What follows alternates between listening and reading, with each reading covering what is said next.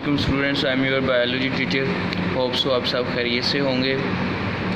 Last lecture में हम gases exchange in plants के बारे में पढ़ रहे थे कि प्लांट्स में कैसे गैसेस एक्सचेंज होती है। वो पीछे सारा हम इंट्रोडक्शन में पढ़ चुके थे कि गैसेस एक्सचेंज की क्यों ज़रूरत पड़ती है, क्यों ज़रूरी होती है गैसेस एक्सचेंज। आज के लेक्चर में गैसेस एक्सचेंज इन ह्यूमंस पढ़ेंगे।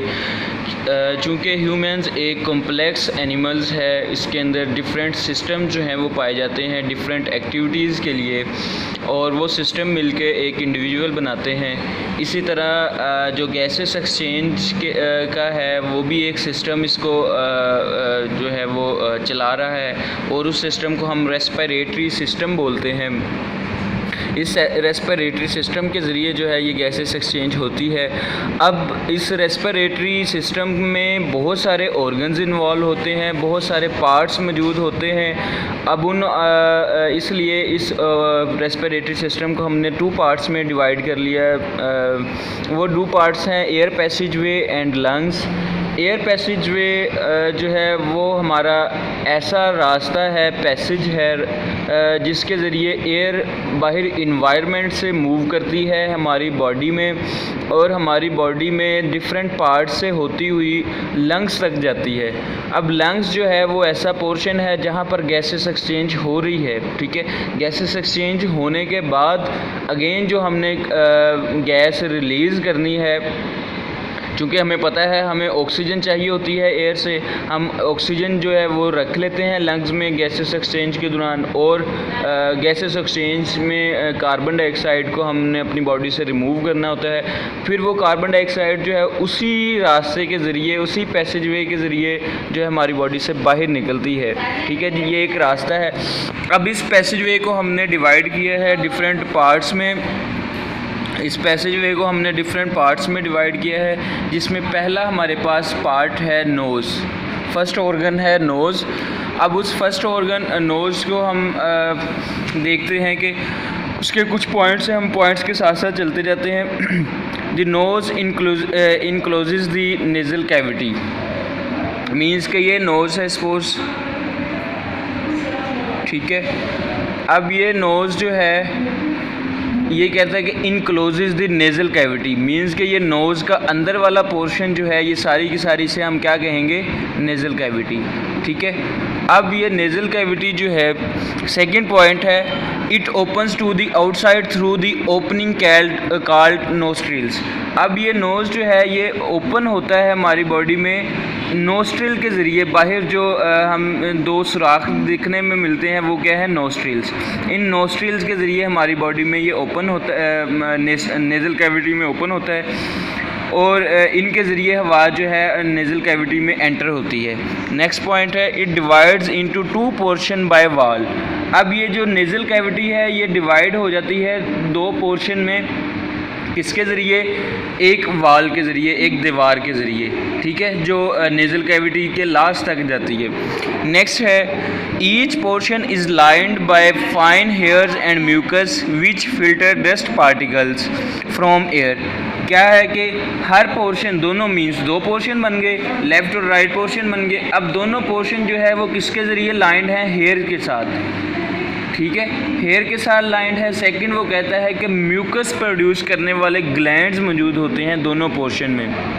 अब यहाँ पर ये क्वेश्चन आता है कि इन हेयर्स और म्यूकस का क्या काम है यहाँ पर, तो उसमें हम देखते हैं कि is lined by fine hairs and mucus which filter dust particles from air, जिनका काम है कि डस्ट पार्टिकल्स जो कि हवा में मौजूद हैं, जब हम इनहेल करते हैं, हवा एयर को अंदर लेकर जाते हैं, तो उसके ज़रिए डस्ट पार्टिकल्स भी बॉडी में जा रहे हैं। अब ये हेयर्स, फाइन हेयर्स और म्यूकस जो है इन डस्ट पार्टिकल्स को रोकता है, इन डस्ट पार्टिकल्स को जो है वो फ़िल्टर करता है, ठीक है। नेक्स्ट है सेकंड जो है इसका हम फंक्शन देख सकते हैं कि म्यूकस का और क्या फंक्शन है। The mucus also moisturise and warms the incoming air and keeps its temperature nearly equal to that of body, कि जो बाहर से आने वाली एयर है, सपोज़ आजकल जैसे गर्मियों के दिन है और एयर ड्राई एयर है, इसमें मॉइस्चर बहुत कम है। अब ये क्या करती है म्यूकस के उस एयर को मॉइस्चर करती है, थोड़ा सा गीला कर देती है, सेकंड, उसका टेम्परेचर, सपोज़ आज गर्मियों में टेम्परेचर ज़्यादा है तो जो म्यूकस है उसकी वो ये करती है कि टेम्परेचर को नॉर्मल करती है ताकि बॉडी टेम्परेचर के साथ इसको मिलाया जा सके। ठीक है जी। नेक्स्ट है the nasal cavity opens into pharynx. अब ये नेज़ल कैविटी जो है अंदर वाला पोर्शन, अब ये ओपन्स होता है किसमें? फेरेंक्स में। अब फेरेंक्स ऐसा रास्ता है जो कि दोनों के लिए, फूड्स के लिए, सपोज़ ये हमारा माउथ था, यहाँ से फूड एंटर होगी, फूड के लिए और जो है एयर के लिए, दोनों के लिए सेम होगा। ठीक है, लेकिन ये जो रास्ता है ये कैसे एंटर होता है नेज़ल कैविटी में, कैसे हम फेरेंक्स तक जा सकते हैं? इन दो रास्तों से। ये दो रास्ते जो हैं इनको हम इंटरनल नोस्ट्रिल्स बोलेंगे। बाहर वाली साइड पे जो नोस्ट्रिल्स है उनको हमने एक्सटर्नल नोस्ट्रिल बोला, और अंदर वाली नेज़ल कैविटी के अंदर वाली साइड पे जो नोस्ट्रिल्स होंगे उनको हम इंटरनल नोस्ट्रिल्स बोलेंगे। ठीक है। अब उसके बाद इन नोस्ट्रिल से होते हुए अब ये रास्ता जो है ये कॉमन पाथवे है, कॉमन रास्ता है किसके लिए? फूड के लिए और एयर के लिए। ठीक है, इसको हम कहते हैं फेरेंक्स। इस रास्ते को हम क्या कहेंगे? फेरेंक्स। ठीक है जी। By means of two small openings called internal nostrils. उसके बाद नेक्स्ट हमारे पास जो है वो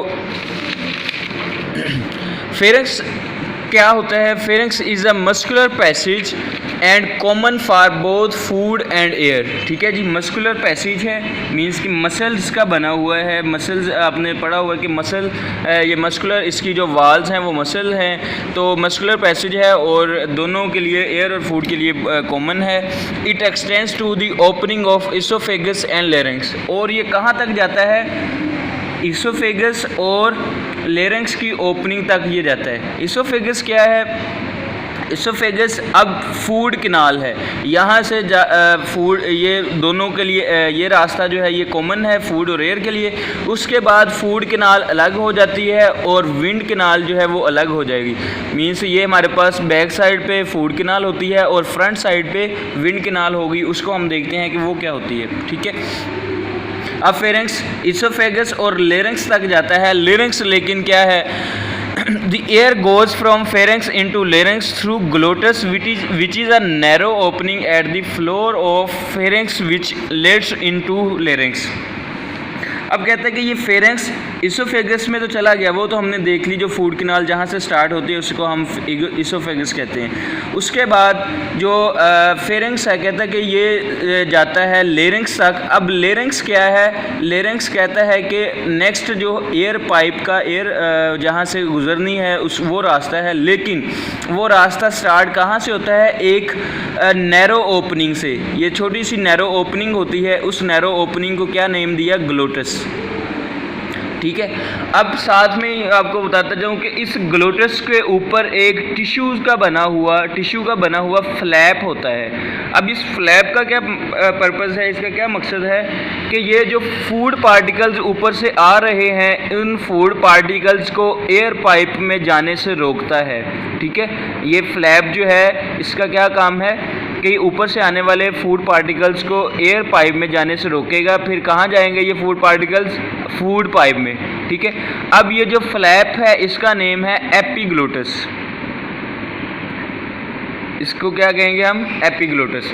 अब ये नैरो जो नैरो वे था इसको हमने ग्लोटस कह दिया। इसके आगे जो है वो नेक्स्ट स्टार्ट होता है लेरिंक्स। अब ये लेरिंक्स जो एक बॉक्स होता है कार्टिलेज का बना हुआ। कार्टिलेज आपको पता है कि ऐसी बोन है जिसको हम सॉफ्ट बोन कहते हैं। लाइक आपके जो ईयर पिन्ना है उसको हम कह सकते हैं कि ये कार्टिलेज का है, कार्टिलेज का बना हुआ है। अब ये बॉक्स जो है वो कार्टिलेज का बना है। इस बॉक्स को हम वॉइस बॉक्स भी कहते हैं। सपोज हम इसको ओपन करके लिख लेते हैं। इस बॉक्स को हम वॉइस बॉक्स कहेंगे और इसके ऊपर दो पेयर होते हैं किसके? फाइब्रस बैंड के। दो पेयर किसके होंगे? फाइब्रस बैंड के। अब ये फाइब्रस बैंड को हम, दो पेयर का मतलब है एक पेयर ये जोड़ा, एक जोड़ा ये और दूसरा जोड़ा ये। अब इस फाइब्रस बैंड को हम वोकल कार्ड्स कहते हैं। क्या होता है इनका, क्या पर्पज़ है, ये अक्रॉस होते हैं, मींस के एक साइड से दूसरी साइड की तरफ होते हैं। जब एयर इनमें से गुजरती है तो ये वाइब्रेट करते हैं। इनके वाइब्रेट करने की वजह से एयर में वाइब्रेशन प्रोड्यूस होती है, एयर में वेव्स प्रोड्यूस होती हैं, जिसकी वजह से कोई साउंड प्रोड्यूस होती है।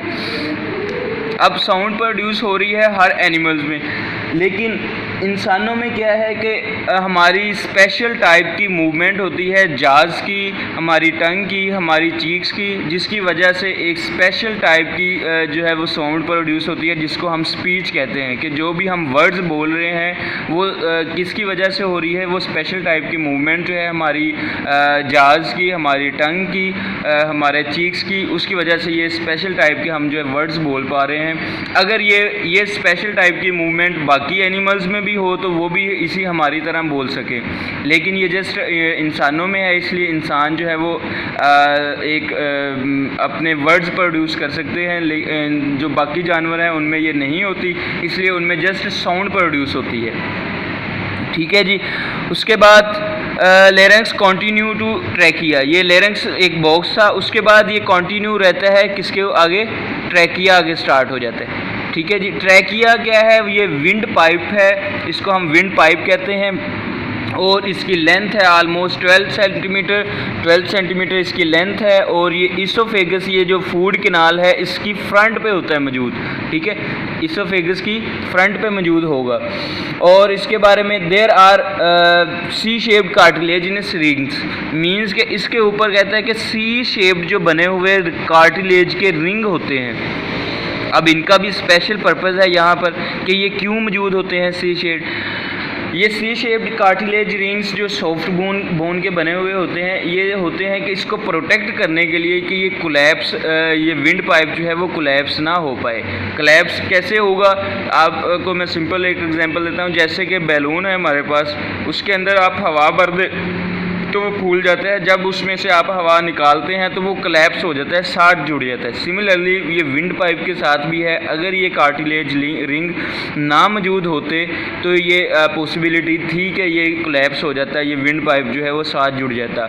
अगर साथ जुड़ जाता तो फिर हवा बिल्कुल भी इसमें से पास ना कर पाती। इसलिए ये सी शेप्ड कार्टिलेज रिंग मौजूद होते हैं, इसको इसको कोलैप्स होने से बचाने के लिए। नेक्स्ट है जी, in the walls of trachea the cartilage की, अगेन उसका ही बताया गया है कि कार्टिलेज रिंग क्यों मौजूद हैं। ऑन एंटरिंग चेस्ट कैविटी, जब ये ट्रैकिया जो है ये चेस्ट कैविटी में एंटर होता है तो ये डिवाइड्स हो जाता है 2 पार्ट्स में। ठीक है जी। जब ये ट्रैकिया चेस्ट कैविटी में एंटर होगा तो ये डिवाइड हो जाएगा 2 पार्ट्स में, means left and right side की तरफ। ठीक है, चूँकि हमारी बॉडी में 2 लंग्स होते हैं, लेफ़्ट एंड राइट, और ये ट्रैकिया 2 में डिवाइड होगा और इसको हम कहेंगे ब्रोंकाई। दोनों को हम मिलाकर ब्रोंकाई बोलेंगे और सिंगल को हम कहेंगे ब्रोंकस। ठीक है जी। अब ये ब्रोंकाई या ब्रोंकस क्या है, the bronchi also have cartilaginous plates in their walls, means कि जैसा कि ट्रैकिया के ऊपर कार्टिलेज रिंग्स है, इसी तरह इसके ऊपर भी कार्टिलेज रिंग्स या प्लेट्स हम इनको बोलेंगे, इसके ऊपर भी मौजूद होंगे। और ये भी अगेन क्या इनका पर्पज़ होगा, क्यों होंगे, ताकि इसको कोलैप्स होने से बचाए। नेक्स्ट है, each bronchus inter into the lungs of its sides and divides into smaller branches. The bronchi continue dividing in lungs until they make several fine tubes called bronchioles। ठीक है, अब ये 2 साइडें हर अपने अपने लंग्स में, ये यहाँ से लंग्स स्टार्ट हो जाता है और कहता है कि ये डिवाइड होता जाता है। ब्रोंकिया जो ब्रोंकस है, एक सिंगल की हम अगर बात करें तो ये डिवाइड होता जाएगा और तब तक डिवाइड होता जाएगा जब तक ये फाइन ट्यूब्स ना बन जाएं इसमें से। ठीक है, ये तब तक डिवाइड होता जाएगा जब तक फाइन ट्यूब्स ना बन जाएं। अब उन फाइन ट्यूब्स को क्या कहा गया है, ब्रोंक्यूल्स। जो छोटी छोटी ट्यूब्स होंगी उनको क्या कहा गया है, ब्रोंक्यूल्स।